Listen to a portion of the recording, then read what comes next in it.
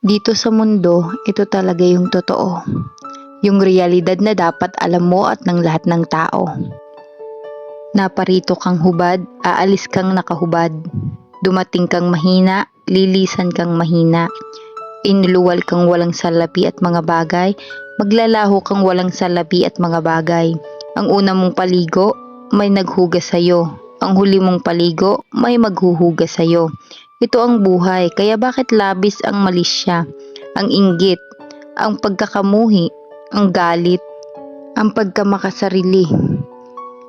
Lagi mong piliing maging mabait sa lahat at gumawa ng kabutihan. May hangganan ng oras natin dito sa mundo.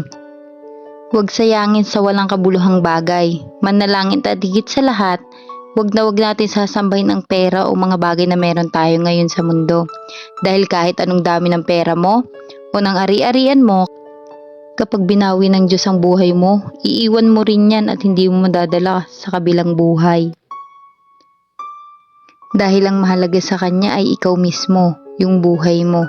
Kaya wag mo hayaang maging masama ka dahil lang sa mga bagay na meron ka ngayon.